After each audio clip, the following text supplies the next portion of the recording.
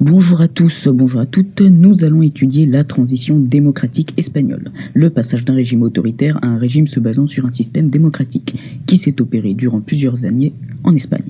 Nous allons voir le passage de la dictature à la démocratie de 1974 à 1982 en Espagne.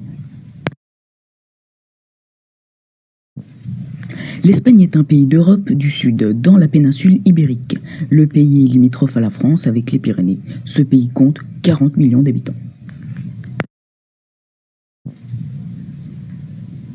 En 1936, le général Franco exécute un coup d'État, la prise du pouvoir par la force, ce qui entraîne l'Espagne dans une terrible guerre civile, jusqu'en 1939, où celui-ci gagne et met en place un régime autoritaire. Dans son régime autoritaire, il instaure une forte répression. Il établit la censure de la presse, sauf celle dépendant de l'Église. Il dirige aussi le parti unique, Movimiento Nacional, durant son gouvernement. Il interdit de se réunir et limite la liberté de regroupement. Franco prône une idéologie très conservatrice et religieuse. En effet, il fait du prêtre le héros espagnol. La sphère religieuse se voit restituer des privilèges. Le catholicisme se voit impulsé en religion d'État. Quant à Franco, il concentre tous les pouvoirs, exécutifs, législatifs, et il dirige l'armée, jusqu'à sa mort. Il reste neutre durant la Seconde Guerre mondiale, mais sur le plan économique, il développe le capitalisme et durant la guerre froide, il se range aux côtés des USA. Il amène l'Espagne à une économie plus libérale, avec en même temps l'agriculture qui se modernise et la société de consommation. Cependant, Franco rétablit une monarchie en se considérant régent, personne qui dirige un royaume lorsque le roi n'est pas apte à le faire.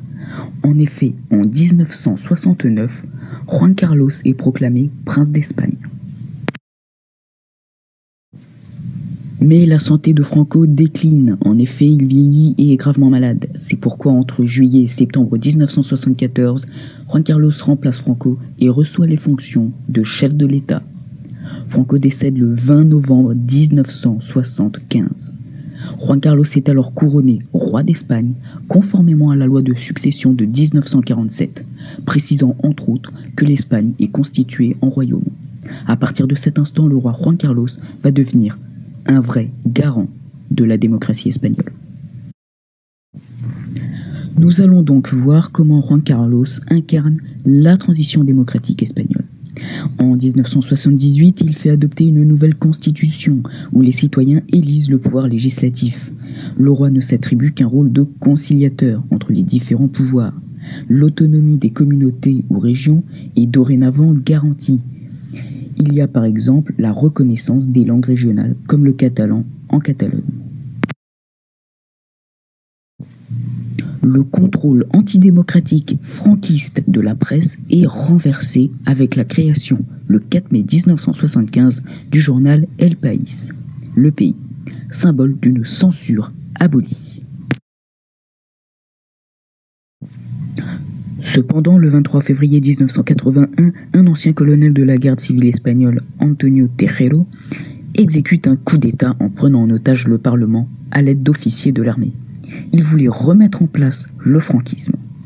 Ils font irruption dans la salle et ordonnent sous la menace des armes aux députés de s'allonger. Le roi Juan Carlos prend la situation en main et tente une négociation avec Tejero.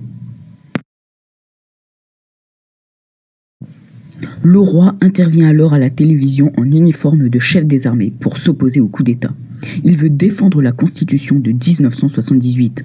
Sous la menace des chars, certains insurgés renoncent. Le coup d'État n'a plus aucune chance. Tejero est arrêté le 24 février. Il est condamné à 30 ans de prison, cependant, il jouit de la liberté conditionnelle. Ici, le roi devient le sauveur de la démocratie. Il incarne la transition démocratique. Juan Carlos jouira d'une immense popularité qui sera rarement entachée. Aujourd'hui encore, l'Espagne est une monarchie constitutionnelle parlementaire unitaire sous le règne de Philippe VI, dont le père Juan Carlos Ier a abdiqué en sa faveur.